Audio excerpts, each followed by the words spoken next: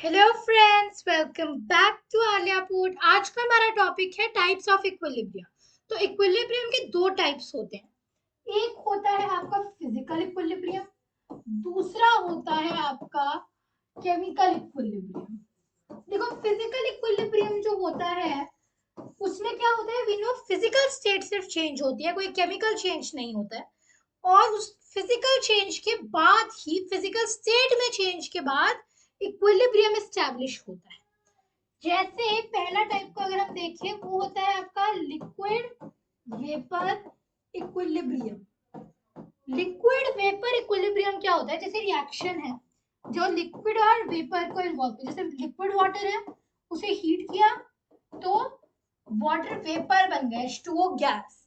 तो यहाँ पे क्या होगा कि जो गैसियस वाटर के स्टीम के वेपर्स हैं लिक्विड वाटर के ऊपर, वो इनका जो अमाउंट होगा वो इक्विलिब्रियम में होगा। यहाँ इस स्टेज में वाटर वेपर और लिक्विड वाटर के बीच में इक्विलिब्रियम एस्टैब्लिश होगा। दूसरी चीज जो आती है, पहला तो हमने देखा लिक्विड वेपर इक्विलिब्रियम, जिसमें रिएक्शन में इन्वॉल्व होते हैं लिक्विड और गैस या फिर वेपर। दूसरा आता है सॉलिड लिक्विड इक्विलिब्रियम, जो इन्वॉल्व करता है सॉलिड और लिक्विड को। जैसे मान लो आइस है मेरे पास, सॉलिड H2O, इससे बना लिक्विड वाटर, इसे हीट किया, आइस मेल्ट होके वाटर बन गई। अब यहाँ पे आइस में और वाटर के बीच में हम इक्विलिब्रियम एस्टैब्लिश करेंगे। इसमें देखो वाटर ही रहा है, सिर्फ फिजिकल स्टेट में चेंज है, सॉलिड से लिक्विड हुआ है। केमिकल कंपोजिशन पहले भी H2O था और अभी भी H2O है। ये सिर्फ आपका मेल्टिंग पॉइंट पे एस्टैब्लिश होता है, जिसमें आपका सॉलिड और लिक्विड दोनों एक साथ, दोनों सॉलिड और लिक्विड फेज एक साथ एग्जिस्ट कर सकते हैं। मेल्टिंग पॉइंट एक यूनिक टेम्परेचर होता है, एक स्पेसिफिक टेम्परेचर, एक स्पेसिफिक प्रेशर और वॉल्यूम के लिए। एक स्पेसिफिक प्रेशर वॉल्यूम के लिए melting point is a unique temperature, right. एक स्पेसिफिक टेम्परेचर से सॉलिड से लिक्विड या लिक्विड से सॉलिड बनेगा। तीसरा जो आता है that is your solute solvent. तो जब सॉल्यूट सॉल्वेंट इक्विलिब्रियम के टर्म्स में हम देखते हैं, राइट। जैसे अगर आपको एग्जांपल मैं दूं, जैसे अच्छा अगर एग्जांपल ले लो, मेरे पास सोडियम आयोडाइड है सॉलिड, जब मैंने इसे वाटर में डिसॉल्व किया तो Na+ आयंस बने एक्वस और I- आयंस बने वंस अगेन एक्वस। तो यहाँ पे ये क्या किया, मैंने इसे एक्वस वाटर में डिसॉल्व कर दिया। तो यहाँ पे क्या हुआ, सॉल्यूट सॉलिड, सॉलिड के रिस्पेक्ट में जो सिस्टम था वो ज्यादा सैचुरेटेड था।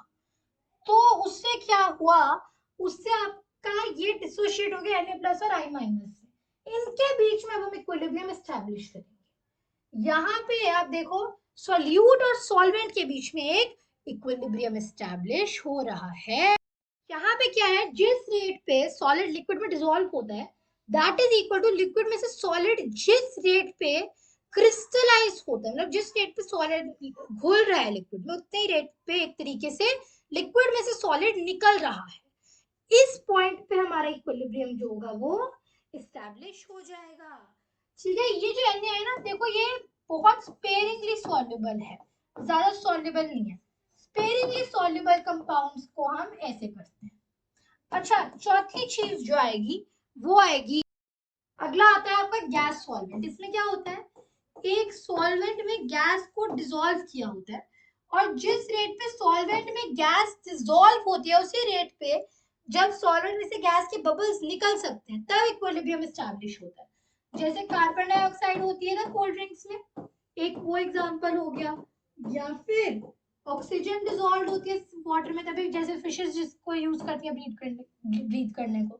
तो इनमें क्या होता है, जिस रेट पे इक्विलिब्रियम कब होगा, जिस रेट पे कार्बन डाइऑक्साइड कोल्ड ड्रिंक में डिसॉल्व हो रही है उसी रेट पे कोल्ड ड्रिंक में से कार्बन डाइऑक्साइड के बबल्स एस्केप कर रहे हैं, तब मेरा सिस्टम जो होगा वो तब जाके इक्विलिब्रियम अटेन करेगा।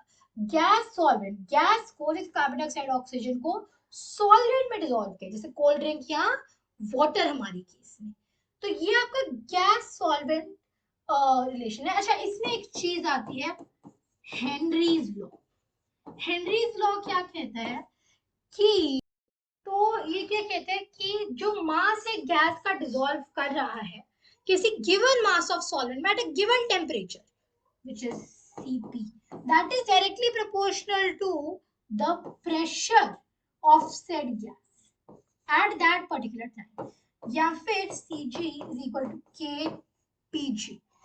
तो यहाँ पे ये क्या है मेरी, ये हेनरीज कांस्टेंट, ये उसने बनाया था हेनरीज कांस्टेंट, ये है मेरा प्रेशर ऑफ गैस, और जो मेरा Cp है वो है सॉल्युबिलिटी ऑफ गैस, गैस की सॉल्युबिलिटी। इसकी एसआई यूनिट क्या होगी, ये आएगी मोल पर लीटर, ये आएगा मोल पर लीटर में, ये आएगा एटीएम में प्रेशर, और तो इसकी नेचुरल यूनिट क्या बनी, मोल पर लीटर एटीएम, एटीएम डिनोमिनेटर में, या फिर मोल L-1 ATM-1, ये बनी के हेनरीज कांस्टेंट की यूनिट। इसके बारे में हम बात करेंगे फर्दर बाद में। फिजिकल इक्विलिब्रियम तो यही होता है।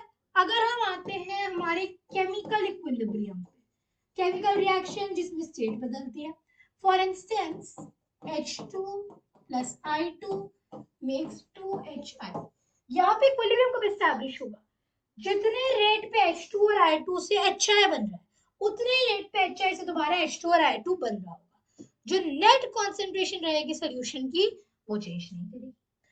ठीक है, ऐसी रिएक्शंस और कौन से होते हैं, H2 plus Cl2 makes 2HCl।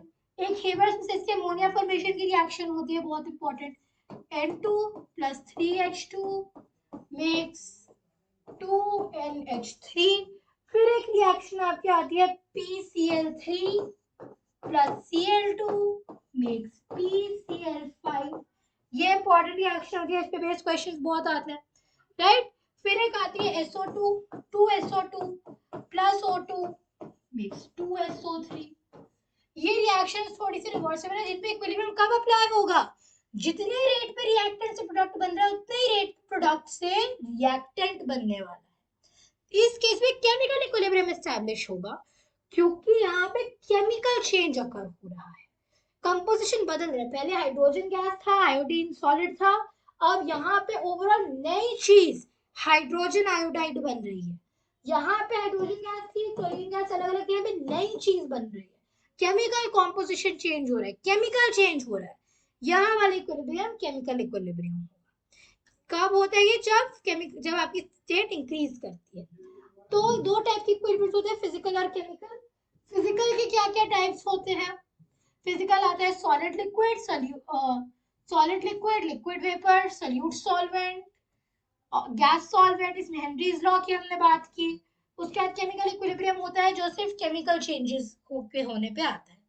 So I hope types of equilibrium clear, and that was all for today's video. Goodbye. Thanks for watching.